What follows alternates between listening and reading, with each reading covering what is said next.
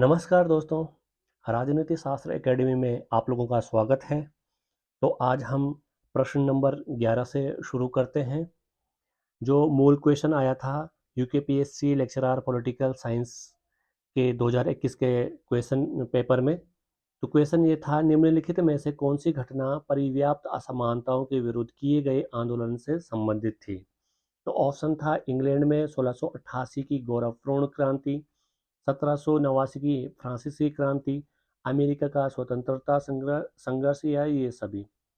तो सही answer UKPSC के हिसाब से जो था वो है 1789 की फ्रांस की क्रांति। तो आइए इसको समझते हैं तो ये कितना सही है।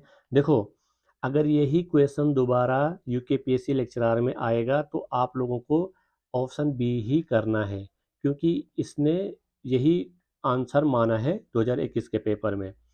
लेकिन अगर आप लोगों को यूजीसी नेट देना है और बाकी टीजीटी पीजीटी यूपीएससी में जो लेक्चरर का एग्ज़ाम है, एलटी का एग्ज़ाम है, तो आप लोगों को आंसर डी करना है। क्यों, समझते हैं इसको आगे। देखो, पहले यूकेपीएससी के हिसाब से देखते हैं कि इसने ये उसका कारण बी क्यों माना, फ्रांसीसी क्रांति क्यों माना। ठीक है, देखो, यूकेपीएससी के संदर्भ में उसमें संभवतः फ्रांसीसी क्रांति, द फ्रेंच रिवॉल्यूशन ऑफ 1789 को सबसे सटीक उत्तर बी मानने का कारण यह है कि यह सीधे तौर पर सामाजिक और आर्थिक असमानता, विशेष रूप से विशेषाधिकार प्राप्त पादरी और कुलीन वर्ग के विपरीत आम जनता पर करों का बोझ के विरुद्ध एक तीव्र और व्यापक विरोध था। हालांकि अकादमिक और ऐतिहासिक दृष्टिकोण से विकल्प डी, ऑल ऑफ दीज, ये सभी सही है, क्योंकि तीनों क्रांतियां अपने समय की प्रचलित असमानताओं के विरुद्ध थी। अब बात करते हैं थोड़ा कि यूकेपीएससी ने इसको बी क्यों माना। यदि किसी परीक्षा आयोग ने केवल बी फ्रांसीसी क्रांति को सही माना तो इसके निम्नलिखित कारण हो सकते हैं। पहला, सामाजिक और आर्थिक असमानता पर सीधा जोर। फ्रांसीसी क्रांति का मुख्य प्रेरक बल क्या था? तीसरे स्टेट और विशेषाधिकार प्राप्त पहले और दूसरे स्टेट के बीच की तीव्र सामाजिक आर्थिक असमानता थी। स्वतंत्रता, समानता और बंधुत्व का नारा सीधे तौर पर जन्म और धन पर आधारित विशेषाधिकारों के उन्मूलन की मांग करता है। ठीक है, दूसरा कारण था असमानता की सबसे स्पष्ट परिभाषा। आयोग ने असमानता शब्द को केवल सामाजिक और आर्थिक संदर्भ में लिया होगा। यहाँ फ्रांसीसी क्रांति सबसे स्पष्ट उदाहरण है। अन्य क्रांतियों का विशिष्ट संदर्भ देखें थोड़ा तो शानदार क्रांति, जिसे गौरवपूर्ण क्रांति कहते हैं, 1688 में हुई इंग्लैंड में। यह मुख्य रूप से राजनीतिक और धार्मिक वर्चस्व यानी राजा की निरंकुशता बनाम संसदीय संप्रभुता के खिलाफ थी, न कि व्यापक सामाजिक वर्गों के बीच आर्थिक असमानता के। और दूसरा कि अमेरिका स्वतंत्रता संग्राम, यह मुख्य रूप से प्रतिनिधित्व का की राजनीति असमानता, नो टैक्सेशन विदाउट रिप्रेजेंटेशन और ब्रिटिश आर्थिक नियंत्रण के खिलाफ था, न कि उपनिवेशों के भीतर की सामाजिक संरचना के खिलाफ। यानी अमेरिका में जो लोग थे वो बोलते थे कि प्रतिनिधित्व के बिना कर नहीं, हमें ब्रिटिश संसद में प्रतिनिधित्व दो तभी हम कर देंगे। डिटेल हम आगे जब हम सिलेबस के टॉपिक डिस्कस करेंगे तब पढ़ेंगे। अब अकादमिक रूप से डी सही क्यों है, तो इसको हम देखते हैं। व्यापक अर्थों में तीनों घटनाओं में प्रचलित असमानताएं मौजूद थी जिनके खिलाफ विरोध हुआ। फ्रांसीसी क्रांति, सामाजिक और आर्थिक असमानता थी, विशेषाधिकारों बनाम कर का बोझ। ठीक, अमेरिका स्वतंत्रता संग्राम, यहाँ राजनीतिक असमानता, प्रतिनिधित्व के बिना कराधान, इनका नारा था। शानदार क्रांति, गौरवपूर्ण क्रांति जिसको कहते हैं, राजनीतिक या संवैधानिक असमानता, संसद की शक्ति बनाम राजा की निरंकुश शक्ति। देखो, प्रश्न में असमानता को किसी विशिष्ट प्रकार, सामाजिक या आर्थिक या राजनीतिक तक सीमित नहीं किया गया, इसलिए सबसे समावेशी और तार्किक उत्तर डी है। क्योंकि प्रश्न में सीधे कहा गया है कि इनमें से असमानता के विरुद्ध कौन सा आंदोलन था, तो सभी असमानता के विरुद्ध आंदोलन थे। ठीक, अगर यूकेपीएससी में दोबारा यही क्वेश्चन आता है तो आपको बी ही ऑप्शन करना है, अदरवाइज बाकी सारे एग्ज़ाम में आपको डी करना है। बाकी ऑप्शन की बात करें तो ग्लोरियस रिवॉल्यूशन या गौरवपूर्ण क्रांति जो 1688 में इंग्लैंड में हुई, यह क्रांति इंग्लैंड में हुई। इसमें संसद की शक्ति राजा पर हावी हुई। इससे असमानता का अंत हुआ। ठीक, दूसरा ऑप्शन जो था फ्रांसीसी क्रांति, यह क्रांति लिबर्टी, इक्वलिटी, फ्रेटर्निटी, स्वतंत्रता, समानता, बंधुत्व के नारे के साथ शुरू हुई। ठीक, अब बात करते हैं जो यह नारा है इनका, इसी नारे को हमारे संविधान की प्रस्तावना में अपनाया गया है। क्वेश्चन सीधे सीधे आता है कि स्वतंत्रता, समानता, बंधुत्व का नारा किस क्रांति से लिया गया है हमारे संविधान की प्रस्तावना में? तो किस क्रांति से लिया गया है? फ्रांसीसी क्रांति से लिया गया है। और फ्रांसीसी क्रांति का मुख्य नारा क्या था? स्वतंत्रता, समानता और बंधुत्व। ठीक, इसका मुख्य कारण समाज के 3 वर्गीय संरचना थी। ठीक, पहला पादरी वर्ग था जो धार्मिक वर्ग का प्रतिनिधित्व करता था।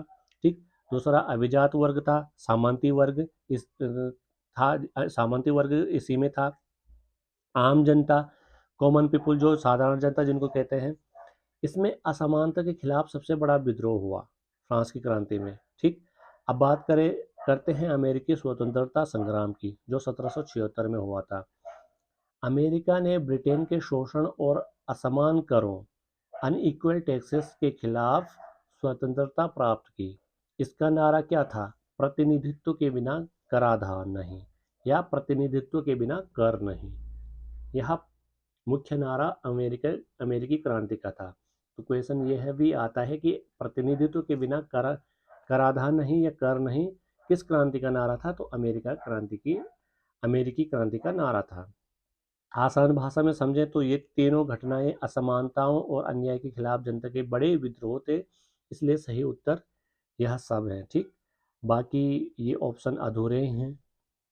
इम्पोर्टेंट फैक्ट की बात की जाए तो जैसे जॉन लॉक की जो बुक है बहुत ही इम्पोर्टेंट है, टू ट्रीटीज ऑफ गवर्नमेंट, शासन पर 2 निबंध। ठीक, जहाँ कानून नहीं वहाँ स्वतंत्रता भी नहीं। यह विचार किससे संबंधित है? ग्लोरियस रिवॉल्यूशन से, गौरवपूर्ण क्रांति से संबंधित है। तो क्वेश्चन सीधे सीधे ये आ जाता है कि गौरवपूर्ण क्रांति से कौन सा विचारक जुड़ा हुआ है? तो कौन सा विचारक जुड़ा हुआ है? John Locke. ठीक, बात करते हैं रूसो की, तो द सोशल कॉन्ट्रैक्ट इनकी कृति है, और जहां इन्होंने कहा था कि मनुष्य जन्म से स्वतंत्र है लेकिन हर जगह जंजीरों में जकड़ा हुआ है। यह इनकी फेमस लाइन है। और यह क्या हुआ? इनका ये जो यह विचार है यह फ्रांस की क्रांति का प्रेरणा स्रोत बना। बहुत ही इंपॉर्टेंट क्वेश्चन है कि फ्रांस की क्रांति का प्रेरणा स्रोत किस विचारक की विचारधारा बनी या विचार बना? तो किसका बना? रूसो को बना। यहाँ UGC net college lecturer PGT में बार बार आता है। बात करते हैं थॉमस जेफरसन की, तो डिक्लेरेशन ऑफ इंडिपेंडेंस, स्वतंत्रता की घोषणा 1776 इनकी कृति है, और यही अमेरिकी स्वतंत्रता संघर्ष का एक प्रेरणा स्रोत बने थॉमस जेफरसन। ठीक, तो इनका कथन था कि all men are created equal, सभी मनुष्य समान बनाए गए हैं। ठीक, यह अमेरिकी क्रांति का नारा था, सभी मनुष्य समान बनाए गए हैं और प्रतिनिधित्व के बिना कर नहीं। यह अमेरिकी क्रांति का महत्वपूर्ण नारा था। बाकी UGC net school college lecturer में यह पूछा जाता है बार बार। सिलेबस की बात की जाए तो यह political theory and thoughts, liberty, equality, justice वाले भाग से लिया गया है। ठीक है, और कहाँ कहाँ ये आगे एग्जाम में आता है या आया है? ये आएगा लॉक, रूसो, जेफरसन, प्रतिवर्ष प्रश्न आते हैं यूजीसी नेट वगैरह में। इन क्रांतियों से जुड़े प्रश्न सीधे पूछे जाते हैं। फ्रांसीसी क्रांति और अमेरिकी क्रांति हमेशा हॉट टॉपिक होते हैं। और बात की जाए तो यह इसकी इम्पोर्टेंसी कितनी है कि इसको 5 में से 5 स्टार दिया गया है। देखो, कोई क्वेश्चन अगर दोबारा रिपीट भी होता है, चाहे वह 1 स्टार ही क्यों ना हो, स्टार मार्किंग का मतलब है कि क्वेश्चन की इम्पोर्टेंसी कितनी है। लेकिन अगर क्वेश्चन एक बार भी आया हुआ है तो वह भी इम्पोर्टेंट हो जाता है, तो हमें वो क्वेश्चन भी करना बहुत ज़रूरी होता है। बात करते हैं दूसरे क्वेश्चन की, पहले मूल सोर्स पे देखते हैं। क्वेश्चन नंबर 12 है, यह मत की समस्त संपत्ति चोरी की है, किसका है? तो सीधा सही आंसर है फ्रूदो का। ठीक है, आइए समझते हैं। उत्तर की विस्तृत व्याख्या देखते हैं। पियरे जोसेफ प्रूदो, इनका टाइम पीरियड है 1809 से 1865, और फ्रांसीसी समाजवादी विचारक हैं प्रूदो। इनकी प्रसिद्ध कृति है व्हाट इज प्रॉपर्टी, बहुत ही इंपॉर्टेंट कृति है, इसको रट लेना सीधे। संपत्ति क्या है 1840 में इन्होंने लिखा है। प्रॉपर्टी इज थेफ्ट, संपत्ति चोरी है। इसी में इन्होंने कहा है कि संपत्ति क्या है, चोरी है। इसका आशय क्या था? आशय यह था कि निजी संपत्ति जो प्राइवेट प्रॉपर्टी होती है, मेहनतकश लोगों के शोषण से पैदा होती है। जब एक व्यक्ति दूसरों की मेहनत का फल छीनकर अपना मालिक बनता है तो यह चोरी से अलग नहीं है। आसान भाषा में समझे तो प्रूदो कह रहे थे कि जब कोई व्यक्ति जमीन, कारखाना या साधन अपने नाम कर लेता है और बाकी लोग वहां काम करके सिर्फ मेहनताना पाते हैं, तो यह असल में चोरी जैसा ही है। ठीक है। प्रूदो का मानना था कि जो संपत्ति है वह, पहली बात तो क्या होनी चाहिए, प्राइवेट नहीं होनी चाहिए। ठीक। और सबका स्वामित्व होना चाहिए। संपत्ति पे किसका स्वामित्व होना, सबका स्वामित्व होना चाहिए। बाकी ऑप्शन की बात की जाए, जेएस मिल, इनकी प्रसिद्ध कृति ऑन लिबर्टी है, बहुत ही इंपॉर्टेंट है। और यूटिलिटेरियनिज्म यानी उपयोगितावाद का विस्तार इन्होंने किया है। ठीक है। उपयोगितावाद से जुड़े हुए हैं ये। उन्होंने संपत्ति को चोरी नहीं कहा बल्कि व्यक्तिगत स्वतंत्रता और उपयोगितावाद का समर्थन किया। अब बात करते हैं एडम स्मिथ की, द वेल्थ ऑफ नेशन। यह काफ़ी बार पूछा गया है पॉलिटिकल में भी। राष्ट्रों की संपदा 1776 में यह प्रकाशित हुई। ठीक है। अर्थशास्त्र के जनक इनको कहा जाता है। तो उन्होंने निजी संपत्ति और मुक्त बाजार का समर्थन किया। ये निजी संपत्ति और मुक्त बाजार के समर्थक रहे हैं, तो इन्होंने कभी संपत्ति चोरी की बात नहीं की। रही बात कार्ल मार्क्स की, तो कार्ल मार्क्स की कृति है दास कैपिटल और दूसरी कृति है कम्युनिस्ट मैनिफेस्टो। इसमें इन्होंने कहा था कि जो अब तक का सारा इतिहास वर्ग संघर्ष का इतिहास है। मार्क्स का फेवरेट लाइन है ये, याद रखना। अब तक का जो सारा इतिहास है वर्ग संघर्ष का इतिहास है। उन्होंने भी निजी संपत्ति का विरोध किया, लेकिन उन्होंने इसे चोरी नहीं कहा बल्कि शोषण का साधन कहा। ठीक। अतिरिक्त तथ्य की बात की जाए तो प्रोदो को फादर ऑफ एनार्किज्म यानी अराजकतावाद का जनक कहा जाता है। यूजीसी ने लेक्चरर में बार बार पूछा जाता है। प्रॉपर्टी इज थेफ्ट किस क्या कथन है, प्रोदो का है। व्हाट इज प्रॉपर्टी, प्रोदो ने लिखी है। और मार्क्स और प्रोदो में जो अंतर करना है, तो मार्क्स क्रांति के माध्यम से संपत्ति का अंत करना चाहते हैं और प्रोदो अराजकतावाद यानी राज्य और संपत्ति दोनों का विरोध करते हैं। ना राज्य हो और ना ही संपत्ति हो। मनुष्य अपने आप रह सकता है इनके बिना, प्रोदो के हिसाब से। अब सिलेबस की बात की जाए तो यह पॉलिटिकल थ्योरी एंड थॉट से है, सोशलिज्म एंड मार्क्सिज्म से वाले टॉपिक से सीधे सीधे आया है। एग्जाम इंपॉर्टेंस की बात की जाए तो यूजीसी नेट जेआरएफ में प्रोदो और प्रॉपर्टीज थेफ्ट कई बार आता है एग्जाम में। और बाकी एग्जाम में सोशलिज्म एनार्किज्म वाले हिस्से से प्रश्न जरूर आते हैं। यह हॉट टॉपिक रहता है हमेशा। स्टार मार्किंग की है, 5 में से 5 इसको दिया है। बात करते हैं प्रश्न नंबर 13, मूल क्वेश्चन को देखते हैं। पिछड़े देशों के प्राकृतिक संसाधन को लूटने की होड़ ने किस प्रवृत्ति को जन्म दिया? तो किस प्रवृत्ति को जन्म दिया? तो ये है साम्राज्यवाद। ठीक है, सही आंसर है साम्राज्यवाद। तो हम इसकी डिटेल व्याख्या देखते हैं। साम्राज्यवाद क्या है? जब कोई शक्तिशाली देश, पावरफुल नेशन, किसी कमजोर देश, वीक नेशन के प्राकृतिक संसाधनों, खनिज, भूमि, फसल, जल, तेल आदि और श्रम शक्ति का शोषण करता है। ठीक है। और यह शोषण केवल आर्थिक ही नहीं बल्कि राजनीतिक और सांस्कृतिक भी होता है। यानी यह उपनिवेशवाद से आगे की बात है। 19वीं और 20वीं शताब्दी में यूरोपीय देशों जैसे ब्रिटेन, फ्रांस, जर्मनी ने अफ्रीका और एशिया के देशों को उपनिवेश बना लिया। यह प्रवृत्ति नेचुरल रिसोर्सेस को लूटने की होड़, रेस टू प्लंडर रिसोर्सेस, संसाधनों की लूट की दौड़ से पैदा हुई। आसान भाषा में, जब अमीर देश गरीब देशों से तेल, सोना, मसाले, कपास, लोहा आदि छीनकर अपना साम्राज्य खड़ा करते हैं, तो इसे साम्राज्यवाद कहते हैं। अराजकतावाद क्या है? एनार्किज्म विचारधारा, कोई भी सरकार या राज्य जरूरी नहीं है। ठीक है। प्रमुख विचारक कौन है? प्रोदो हैं, बाकुनिन हैं, क्रोपोटकिन हैं। ये इंपॉर्टेंट है। अराजकतावाद से संबंधित विचारक कौन कौन है? क्वेश्चन सीधे सीधे आता है। लेकिन प्राकृतिक संसाधनों की लूट से इसका सीधा संबंध नहीं है। अब बात करते हैं युद्ध, वॉर। जैसे कहीं कहीं प्रिंट हिंदी में मिस प्रिंट हुआ है तो आप लोग देख लीजिएगा। तो युद्ध कई कारणों से होते हैं, सीमा विवाद से, राजनीतिक महत्वाकांक्षा, धार्मिक संघर्ष, लेकिन प्राकृतिक संसाधनों की लूट से पैदा हुई प्रवृत्ति का विशेष नाम साम्राज्यवाद है, सिर्फ युद्ध नहीं। ठीक, और ये तो गलती है। अब देखो बाकी विकल्प देखें तो ये थोड़ा एक्स्ट्रा देखें तो लेनिन ने अपनी पुस्तक imperialism the highest stage of capitalism, बहुत ही इंपॉर्टेंट है, साम्राज्यवाद पूंजीवाद का सर्वोच्च चरण है, 1917 में इन्होंने कहा है, उसी क्वेश्चन में आता है। साम्राज्यवाद पूंजीवाद की अंतिम अवस्था है।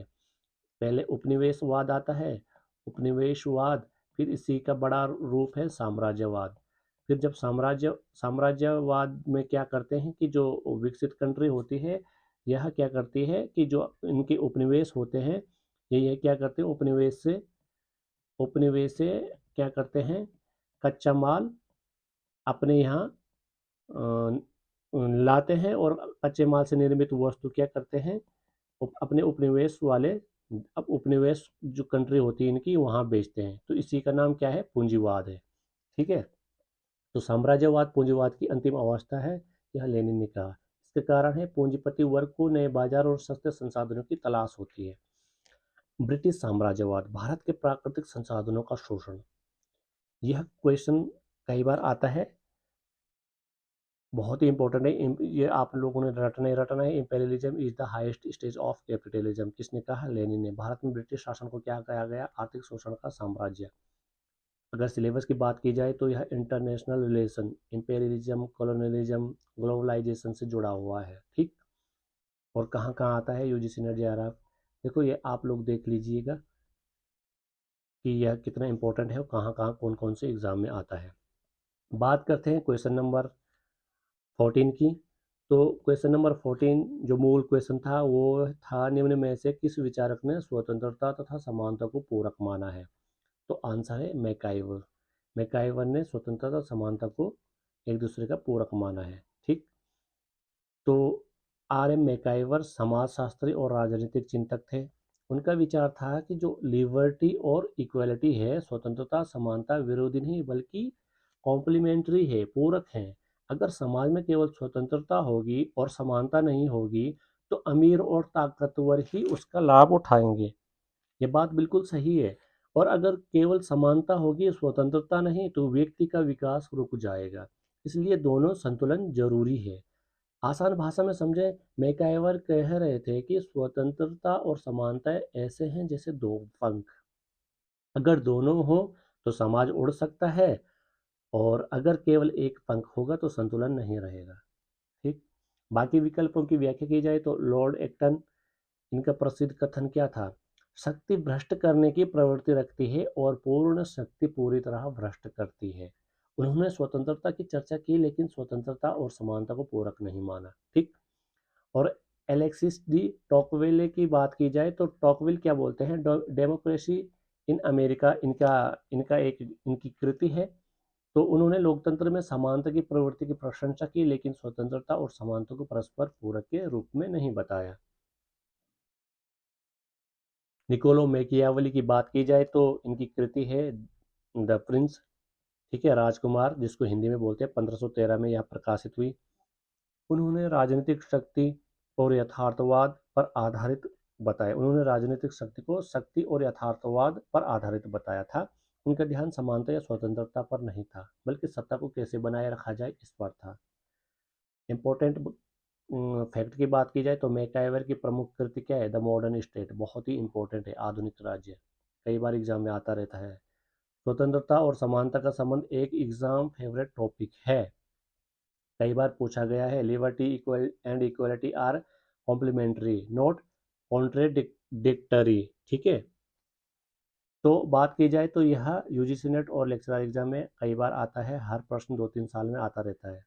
सिलेबस की बात की जाए तो पॉलिटिकल थ्योरी एंड थॉट्स से है, डेमोक्रेसी लिबर्टी इक्वलिटी जस्टिस वाले भाग से ये जुड़ा हुआ है। बाकी एग्जाम रेफरेंस कहाँ कहाँ ये पूछा जाता है ये आप लोग देख लीजिएगा। अगर मूल क्वेश्चन की बात की जाए 15 नंबर का, तो यह विचार कि न्याय तथा स्वतंत्रता में घनिष्ठ संबंध है, किससे जुड़ा हुआ है, उदारवादियों से जुड़ा हुआ है, जाहिर सी बात है। अब ये बात थोड़ा आगे देखते हैं।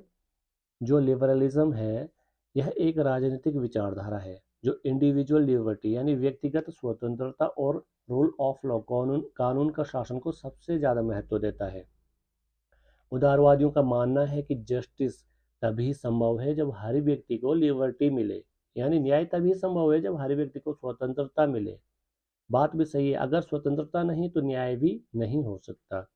जेम्स मिल की बात की जाए तो जेम्स मिल और जॉन लॉक जैसे उदारवादी विचारकों ने स्वतंत्रता और न्याय को एक दूसरे से गहराई से जोड़ा।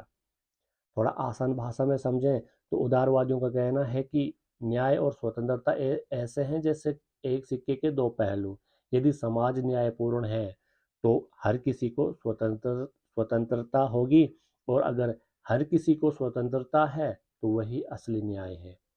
बाकी विकल्पों की व्याख्या देखें तो मार्क्सवाद, देखो ये बार बार हम रिवाइज कर रहे हैं इनको, ये हमारे हॉट टॉपिक हैं और इसको रिविजन से ही याद ये हो पाएगा, तो इसलिए हम इनको बार बार रिवाइज करने मार्क्स को बार बार ला रहे हैं। जैसे कुछ ऐसे कमेंटेटर हैं या थिंकर हैं जो हमारे टॉपिक का हिस्सा है, डायरेक्टली इनडायरेक्टली जो क्वेश्चन में आते हैं तो उनको हम रिवाइज करते रहेंगे। तो ये विचार कार्ल मार्क्स ने एक ये समानता और क्लासलेस सोसाइटी, वर्ग विहीन समाज पर जोर दिया थे। ठीक है, उनके लिए न्याय इक्वल टू आर्थिक समानता स्वतंत्रता से अधिक महत्वपूर्ण है। ठीक है, तो फिर अराजकतावादी की बात की जाए तो प्रूदो और बाकुनिन इससे जुड़े हैं, विचारक हैं। ये राज्य और सरकार को पूरी तरह समाप्त करना चाहते थे। उन्होंने स्वतंत्रता की बात की लेकिन न्याय और स्वतंत्रता के गहरे संबंध पर विशेष बल नहीं दिया। समाजवादी की बात की जाए तो जैसे रॉबर्ट ओवेन हो गया, सेंट साइमन हो गया, इनका जोर था इकोनॉमिक जस्टिस आर्थिक न्याय और सोशल इक्वेलिटी सामाजिक समानता पर था। लेकिन उदारवादियों की तरह इन्होंने न्याय और स्वतंत्रता को अटूट रूप से जुड़े नहीं माना। यह बहुत इंपॉर्टेंट है, समाजवादी विचारक रॉबर्ट ओवेन और सेंट साइमन किस विचारधारा से जुड़े हैं, क्वेश्चन आता है। बात की जाए इंपॉर्टेंट फैक्ट की तो John Locke two treaties of government बहुत इंपॉर्टेंट है। जहाँ कानून नहीं वहाँ स्वतंत्रता भी नहीं, बहुत बार आता है एग्जाम में। जेम्स मिल की कृति है ऑन लिबर्टी, बहुत ही इंपॉर्टेंट है। उन्होंने कहा कि समाज तभी न्यायपूर्ण होगा जब हर व्यक्ति स्वतंत्र होगा। हर विचारक की अपनी अपनी विचारधारा है, तो हमको उनको ही समझना है। न्याय और स्वतंत्रता को पूरा किसने माना? उदारवादियों ने।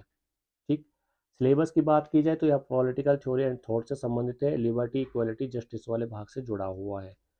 ठीक, और बाकी आप एग्जाम की इम्पोर्टेंस ही समझ सकते हैं। दोस्तों, आज के लिए बस इतना ही। उम्मीद है कि आज के ये प्रश्न और उनका विश्लेषण आपके लिए उपयोगी साबित हुए होंगे। अगर आपको वीडियो पसंद आया हो तो इसे लाइक करें, अपने दोस्तों के साथ शेयर करें और सबसे ज़रूरी राजनीति शास्त्र एकेडमी को सब्सक्राइब करें ताकि अगला पार्ट और आने वाली सीरीज का कोई भी वीडियो आपसे मिस ना हो। जिन लोगों ने पिछले वीडियो अब तक नहीं देखे हैं वो पहले के पार्ट जरूर देखें, क्योंकि हर वीडियो पिछले वीडियो से जुड़ा हुआ है। और हाँ, आप हमारे टेलीग्राम चैनल राजनीति शास्त्र एकेडमी को जरूर ज्वाइन करें, जहां आपको free exam materials, UKPSC political science के करंट अफेयर्स अपडेट्स और पीडीएफ नोट्स मिलेंगे। जिन छात्रों को इस पीवाईक्यू सीरीज की पीडीएफ खरीदनी है वो टेलीग्राम से सीधे ले सकते हैं। फिलहाल पहले 11 प्रश्नों का एनालिसिस पीडीएफ मैंने एक सैंपल के रूप में फ्री अपलोड किया है, उसे जरूर डाउनलोड करें और पढ़ें। पढ़ाई में निरंतरता बनाए रखें, क्योंकि सफलता एक दिन की मेहनत नहीं, हर दिन के छोटे छोटे प्रयासों का परिणाम होती है। धन्यवाद, मिलते हैं अगले वीडियो में, तब तक के लिए जय हिंद और शुभकामनाएं।